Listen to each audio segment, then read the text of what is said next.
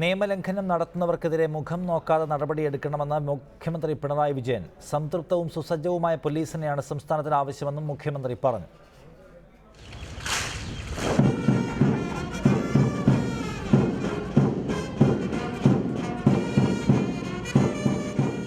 പുതിയ സർക്കാർ അധികാരമേറ്റ ശേഷം നടന്ന പോലീസ് സേനാംഗങ്ങളുടെ പാസിംഗ് ഔട്ട് പരേഡിനെ അഭിസംബോധന ചെയ്ത് സംസാരിക്കുമ്പോഴാണ് സർക്കാരിന്റെ പോലീസ് നയം മുഖ്യമന്ത്രി വ്യക്തമാക്കിയത്. സംതൃപ്തവും സുസജ്ജവുമായ പോലീസിനെയാണ് സംസ്ഥാനത്തിന് ആവശ്യമെന്ന് മുഖ്യമന്ത്രി പറഞ്ഞു. നിയമലംഘനം നടത്തുന്നവർക്കെതിരെ മുഖം നോക്കാതെ നടപടിയെടുക്കണം. സേവന വേതന വ്യവസ്ഥകളിലെ പ്രശ്നങ്ങൾ പരിഹരിക്കും. നീതിയുടെ പക്ഷത്തു നിന്ന് പ്രവർത്തിക്കുന്നവരായിരിക്കണം പോലീസ് ഉദ്യോഗസ്ഥരെന്നും മുഖ്യമന്ത്രി കൂട്ടിച്ചേർത്തു.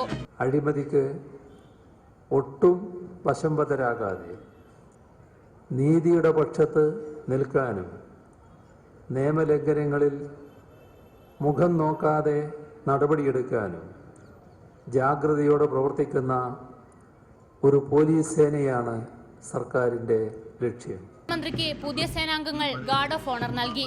പരിശീലന കാലയളവിൽ വിവിധ വിഷയങ്ങളിൽ മികവ് തെളിയിച്ച സേനാംഗങ്ങളെ മുഖ്യമന്ത്രി ആദരിച്ചു. റിപ്പോർട്ടർ, തിരുവനന്തപുരം.